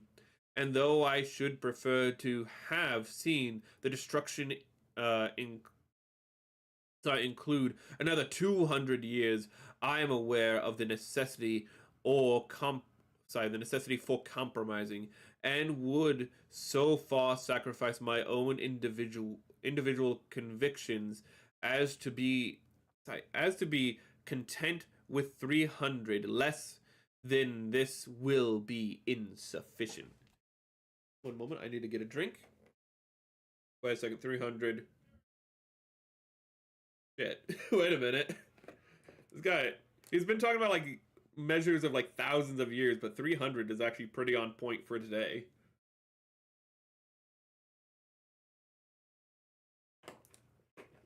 Because that would wipe out the vapor engine as he sees it, wouldn't it? From today's perspective. This was the conclusion of the attack, which led the destruction of machinery throughout Erehwon. There was only one serious attempt to answer it. Its author said that machines were to be regarded as a part of man's own physical nature, being really nothing but extra corporeal limbs. Man, he said, was a machine was was a machinate mammal. The lower animals keep all their limbs at home in their own bodies, but many of man's are loose, and they lie about detached now here and now there in various parts of the world, some being kept always handy for contingent use, and others being occasionally hundreds of miles away. A machine is merely a supplementary limb. This is the be all and end all of machinery. We do not use our own limbs other than as machines, and a leg is only a much better wooden leg than any one we can manufacture.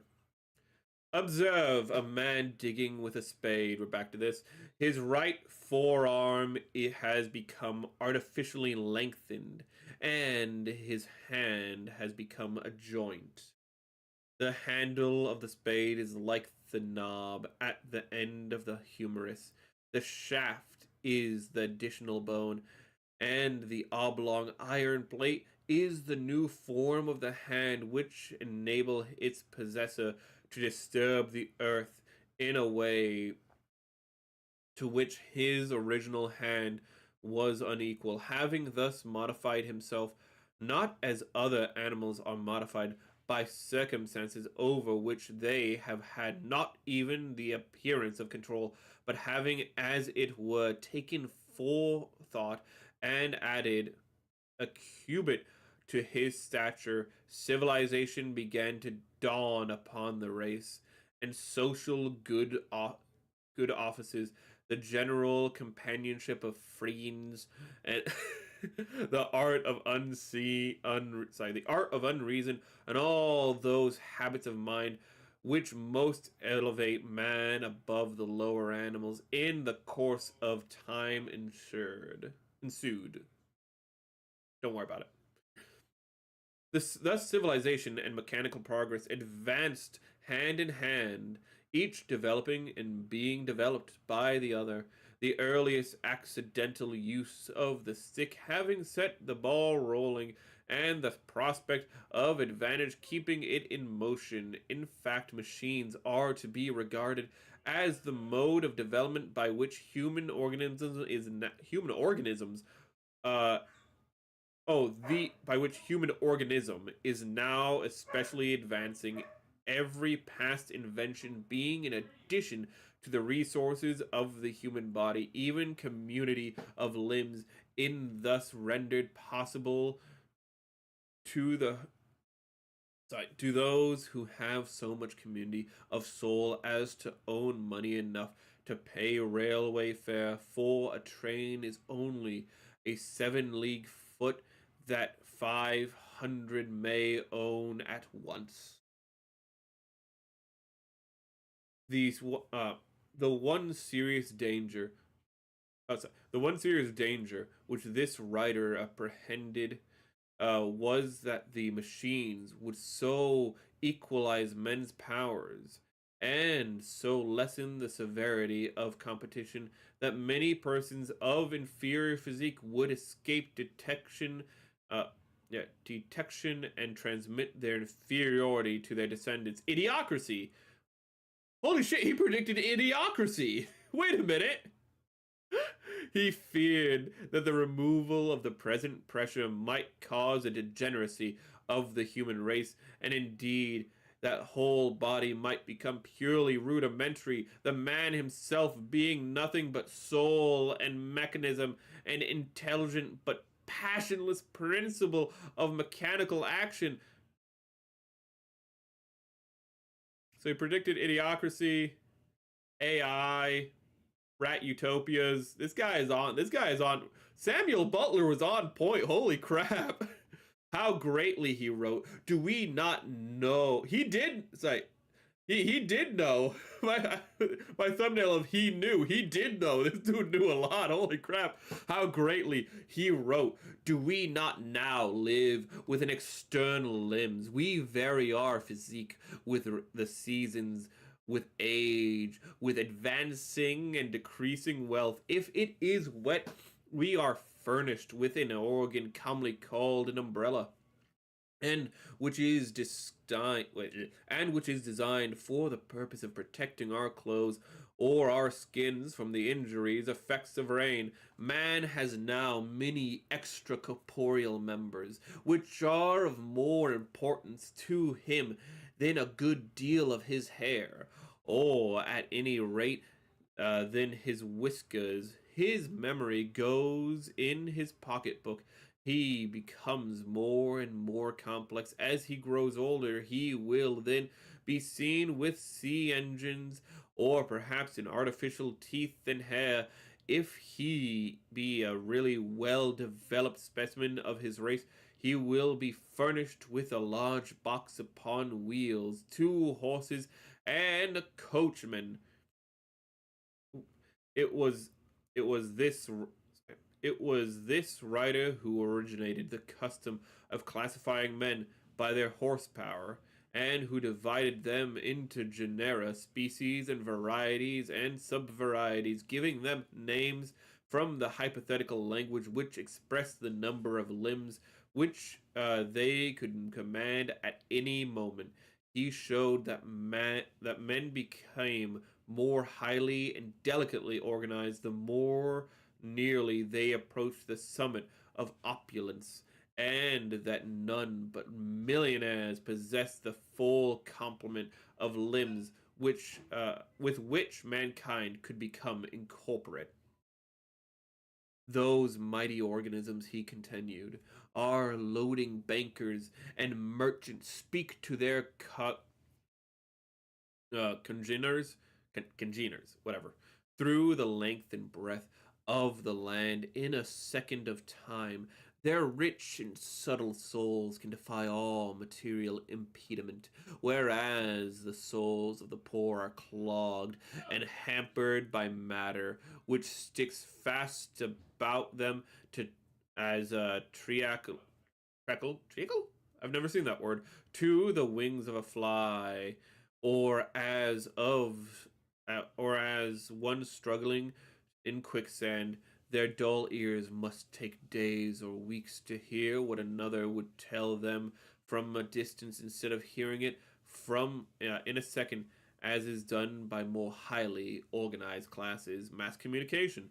Who shall deny that one who can tack on a special train to his identity and go wheresoever he will, whensoever he pleases, mass transit, is more highly organized than he who, should he wish for the same power, might wish for the wings of a bird with an equal chance of getting them, and whose legs are his only means of locomotion.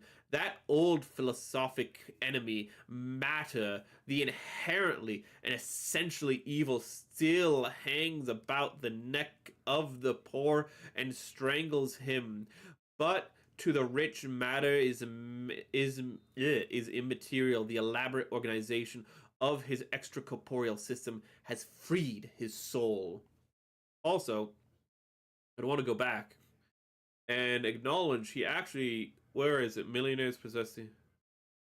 I don't know where it is, but he mentioned something that was actually fairly accurate to the present day, where the death, like where people are kind of just fulfilling roles, doing jobs, while their spiritual fulfillment is going unsatisfied. Or if you are less of a spiritual sort, their more philosophical pursuits are going unrealized. That's another prediction he made that's pretty on point, actually. Uh, I might have lost my place though by looking for that. Freed his soul. There we are. This this is the secret of the homage which we see rich men receive from those who are poorer than themselves. It would be a grave error to suppose that this deference proceeds from motives which we need be ashamed of.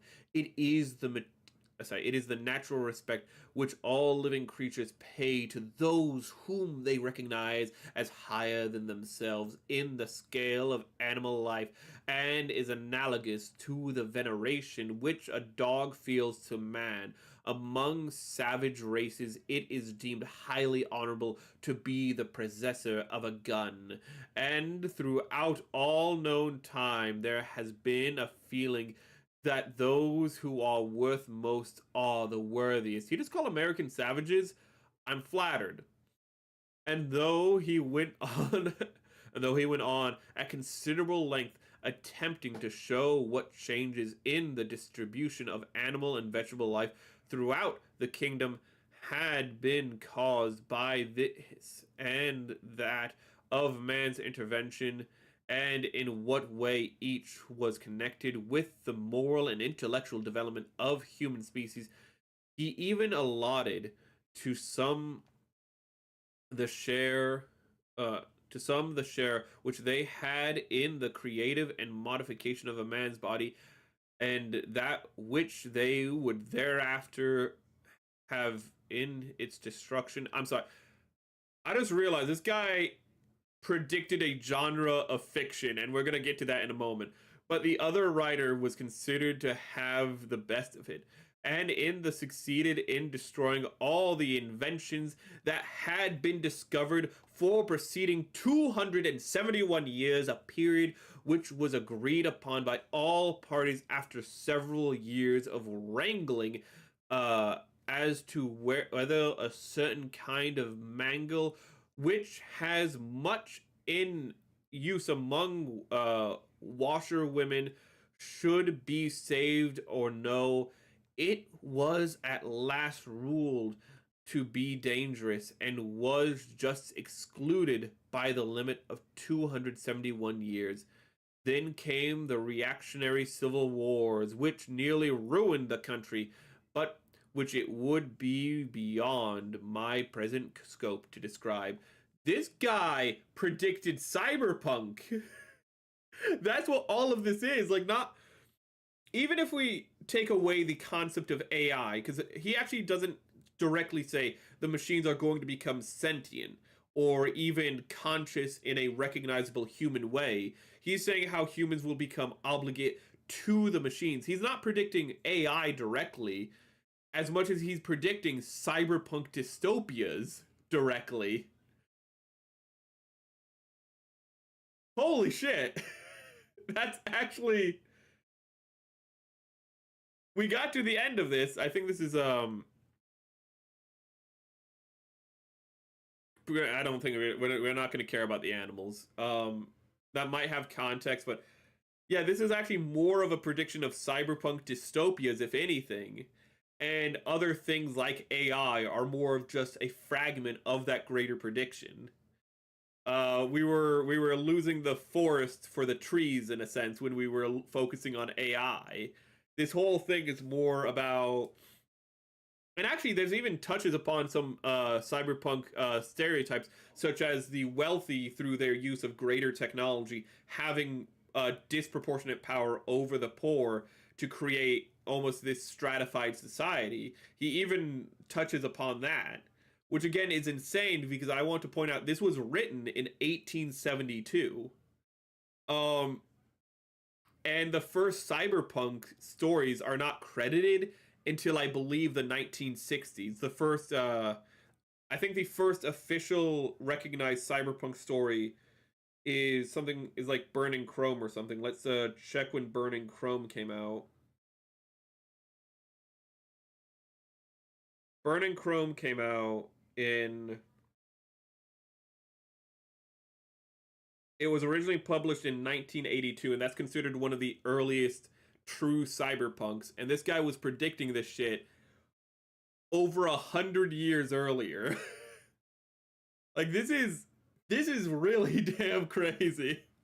And he's framed it all in this concession of almost like a backward society that has not devolved but has that's illogical, unreasonable, but it almost seems like that's a vehicle to like communicate greater truths of like reality, to say things without coming across as overly pessimistic or dark, because we can all kind of because the reader can dissociate it through the fact that Erehwon is by its very name a backwards place, literally being nowhere backwards. It's a unreality, which is a great vehicle, which I've touched upon before, but there's a lot of shit Samuel Butler is doing in just these 3 chapters of this.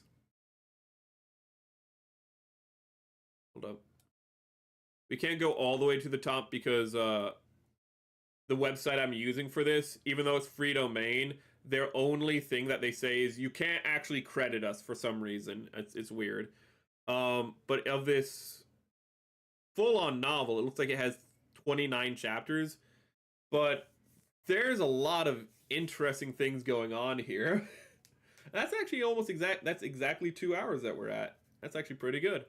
But I've really enjoyed this. We might do, not now, because we'd be here for like maybe 3.5 hours if we did, but I'd love to look into the Colleges of Unreason, just read other excerpts of all of this. There's a lot of things here that would be fun to read. We're probably not going to read this in order, but we'll probably do more reading of this in the future. But not on Saturday, because on Saturday we have a very special... Actually, we might do it on Saturday, because what I have to read on Saturday would only be about 40 minutes. But probably not on Saturday, because we're going to have a video release on Saturday, and we're going to have a whole reading and history behind the video that's released. We're going to do like what we did with The Raven. It's another reading video. It's another, this time, a short story. I'm not going to say what it is, though I kind of said what it is, I think, in the schedule for this week. Don't worry about that. That's a riddle for you to find out. But I've really enjoyed reading this. There's a lot of very interesting concepts he touches upon. The fact, again, that this was written in 1872 is just insane, because he touches upon concepts that scientifically aren't broached until like the 80s. Not only like with cyberpunks, which isn't scientific, but I mean like not only literary concepts that like cyberpunks, but he even touches upon concepts of like cities and societies being super organisms in and of themselves, of colonial life in a sense. He doesn't really call it that, but he pretty much draws parallel unknowingly, I think, in this context, but to colonial life of being decentralized for machines. And the rationale is actually fairly interesting, because it's he points out how it's a human conceit to centralize our thought process, to see things as one piece, and so because of that, almost contradictory, we don't appreciate the big picture holistically, and it's really damn impressive. What if he was a time traveler, or what if he was Tom Teedle, or whatever the name is? I don't know. he was on point, but it was actually influenced, this whole thing, everything in Erehwon is actually an observation, criticism, satire, multiple things in one, of Victorian society. So this is actually based simply on his observations throughout his lifetime of in like the Victorian age. So again, that's like mid to late 1800s. Actually, the Victorian age is actually pretty damn long, all things considered. It's even longer than that. But this is based off of his observations of just that time period. That's why he keeps talking about the vapor engine, or as we would call it, the steam engine. I don't know why he calls it the vapor engine. I don't know if that's an English thing or if that's more just like that's what Erehwon calls it. I'm not quite sure. I don't know the context of that. But he keeps talking about the steam engine because that was for their day, like the cutting edge technology. And it's I would recommend this. I think also Samuel Butler has a great writing style. How he writes how characters communicate is pretty expertly done actually, because the writer of the, let's see if we can get back to the Book of the Machines, he structured how the writer writes in a very clever way. Because, well, how I'd put it is Samuel Butler, if nothing else, is very obviously a well-educated man, because he structured how, even though there's a bit of mania, there's a bit of, I say a bit, there's a tiny bit of mania, there's passion and fervor in the words that are being made here by the writer of the Book of the Machines. You can tell that there is a very much of an academic approach to it, that it almost actually kind of gets satirical at certain points with how he's phrasing things, of how he's saying things in a rhetorical fashion, but it's very obviously based off of like academic writing, which was again serves it well because it both makes it clear where it needs to be clear, but also some of the parts that are more kind of just, again, I'd say manic, can be kind of become satirical of the context of it being more academic sense of everything kind of being almost insistent upon itself. But he uses that nature of writing to actually further it, where he takes out the parts of the writing that would be truly worthless, that would not really further the point he wants to focus on in the story. But he uses, like the repetition, the insistence, the rhetoric to foreshadow what he's going to write about next. But he has it written in such an organic fashion that it again feels like a person ranting, as much as it does feel as a person who has written out this meticulous work. It's really well done. He put a lot of thought into writing this. You can tell. We still use the steam to make most of our electricity. That is true. We do use motors and whatnot, whether it's steam pushing the motor. I mean, all nuclear power plants are literally just steam engines that need to be fed less often and have more everlasting fuel, effectively. The steam engine is still what we use for a lot of things. That is actually a great point. It is still the backbone of a lot of the stuff we do. Ooh. But as he touched upon, like there's still the connective tissue between different machines. So the steam engine power gets its power through the motor, and pretty much everything we get energy from is almost always through some kind of motor. Very rarely do we not use a motor. Even like wind energy, what it is it rotates and it uses a motor very inefficiently, might I say. We actually have to like put a motor on a motor on a motor to get energy from windmills because they spin so slowly. But like say not nuclear, because I already said nuclear, but say a water power plant, a hydro dam, it just uses gravity, but again, it's just spinning a motor, so. And again, he touches upon how humans become more and more obligate in their sapience, in their sentience, or in their existence, actually. They become more tool obligate, and how the machines become more complex. There's just a lot going on here that I'm really impressed by. And the framing tool, again, is just genius. And also I like how throughout reading it, we not only appreciated the inspirations of like the AI in Dune, but we kind of started seeing like little things that probably also inspired things like the prescience of Dune, how he sets out that if you know enough of the past, you can predict the future with more and more certainty. And again, the whole spice melange in Dune, whether it's consciously understood by the people who use it or not, give them past sight. And actually, the greatest person with prescience in Dune can see the future as clearly as he can see the past. Sorry. he can see the past as clearly as he can see the future, which he can do as clearly as he can see the present. And that's the God Emperor of Dune. Like, he literally casually goes and looks into the past to see his genetic site. So that's also incredibly cool, seeing how we thought we were just going to see how, like how this inspired again the concept of the Butlerian Jihad and the thinking machines and whatnot. But this has a lot more in it than just that. And there's also other things that we've discovered, it, if not intentionally, kind of got there before for inspirations on, like, say, cyberpunks and whatnot. This work, I'd I'd be really curious as to like what other things he has in here. So if we get done early with our reading on Saturday, we'd probably do this. But we're going to be reading, a whole Wikipedia, then we're going to be rereading what we released. So that probably won't happen, but yeah, this is going to be something that we can come back to. If nothing else, you'll see it in polls.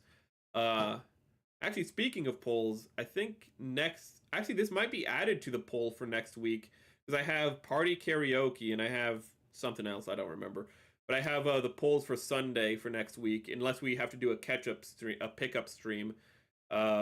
Sunday will be a voting stream. But I think we might actually put this on the voting stream to like read more excerpts from this, because it's been really, really engaging and it's been a really good read.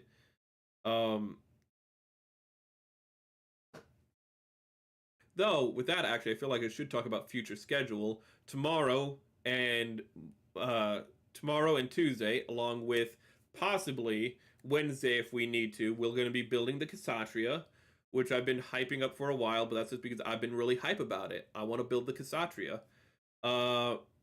Then we're going to be... Actually, we have a full week, don't we? Because we're streaming today, then we're streaming possibly the next 3 days, but then we're going to Journey, which is a game I've always wanted to play, and that's just a game that's literally based on the hero's journey. It's called Journey because it's literally structured as the hero's journey. Then we're going to be doing Mario Odyssey because TAC just didn't turn out well.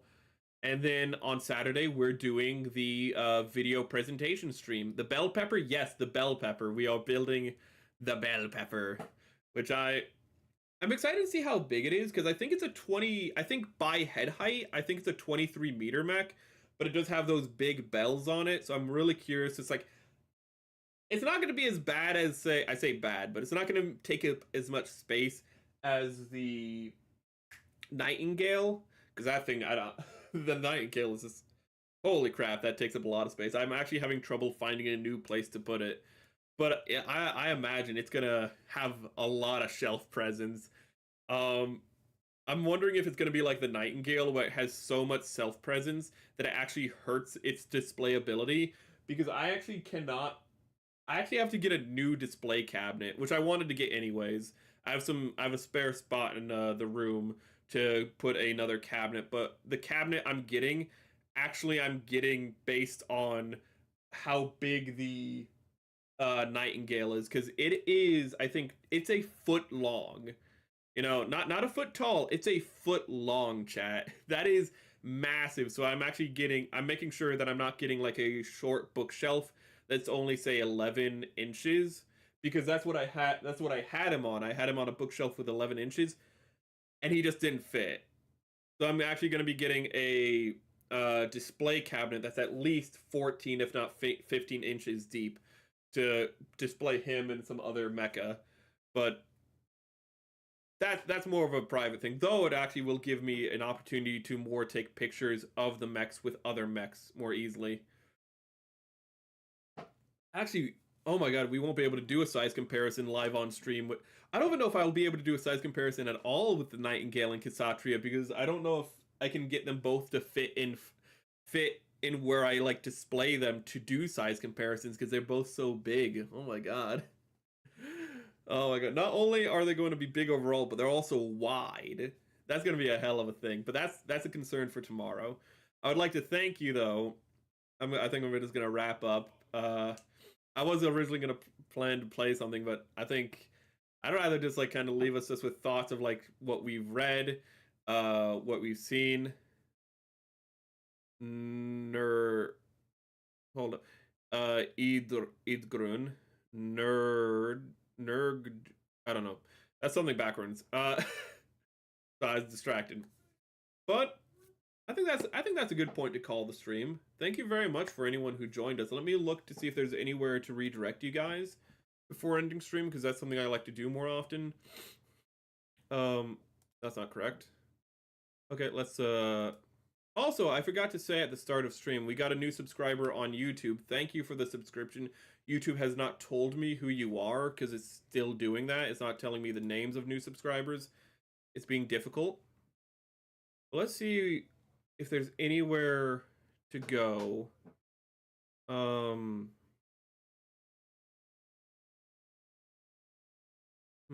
Let's see where we can redirect to. I'm sorry.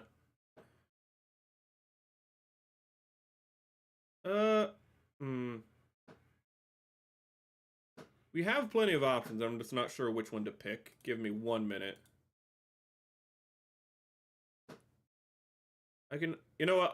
I'll give you 2 different redirects, so you can choose for yourself. But I'm going to be going. Never mind. That stream is over. Never mind. The stream I was gonna redirect is over. Let's just forget about that. You know what? I'm gonna redirect to one of my Oshis. I'm gonna redirect to Sleepy Project on both. I'm gonna do this YouTube. I'm gonna redirect YouTube wise because we don't have a lot of views, so I don't want to raid in with like a low number of viewers on Twitch. Because I feel like that would just be distracting. But we are going to redirect to Sleepy Project. She's playing Metroid Prime Echoes. Yeah, and that's where I'm gonna be. I'm gonna be watching that. I typically don't get the chance to watch Sleepy Project streams because they just don't line up. So I hope you have a good day, whether you've been a live chatter or a lurker. I appreciate it. I hope you have enjoyed this reading as much as I have enjoyed reading it. And, you know, if you're new here, you know, there's always room for more followers in the Merry Cult. And, you know, subscriptions are still available on YouTube. I know terminology is confusing because we're on YouTube and Twitch. But whatever you decide to do, I want you to have a great day and a wonderful life. And remember, don't lose your head, chat. This has been Merrick Vespa signing off from me to you.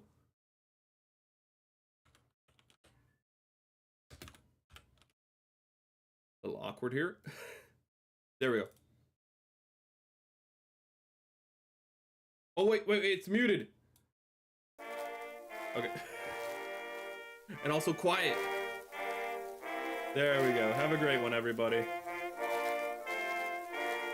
Yeah, the next reading will be on, actually, in general, while we're signing off, I will say the reading streams in general will likely be moved.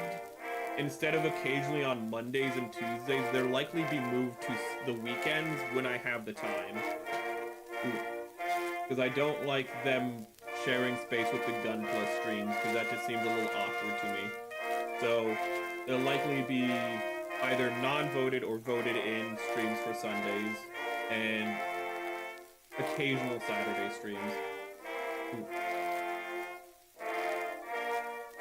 I'm struggling to find the Star Spangled Banner.